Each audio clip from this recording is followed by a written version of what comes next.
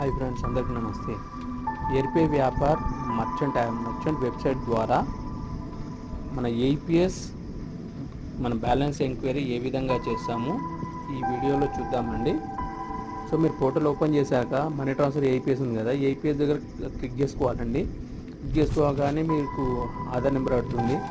Next మన customer bank ఏదో మనం సెలెక్షన్ చేసుకోవాలండి.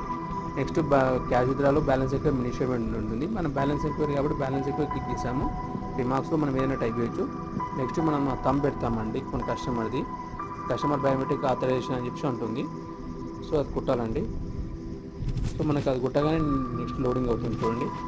సో మనకు మన కస్టమర్ అకౌంట్లో ఉన్న బ్యాలెన్స్ మొత్తం చూపించింది చూడండి ఫ్రెండ్స్.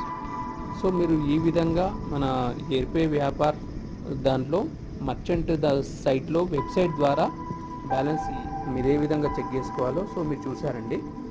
సో ఇది ఫ్రెండ్స్. సో సేమ్ ఇదే విధంగా మీరు కస్టమర్ యొక్క ఏ బ్యాంక్ అయినా కూడా మీరు బ్యాలెన్స్ ఎంక్వైరీ చేయొచ్చండి. సో కాబట్టి మీరు మీకు మొత్తం వీడియో స్కిప్ చేయకుండా చూడండి.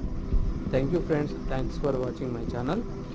మా ఛానల్ సబ్స్క్రైబ్ చేయండి, లైక్ కొట్టండి అండ్ షేర్ చేయండి. థ్యాంక్ యూ అండి. Thank you very much. Thank you.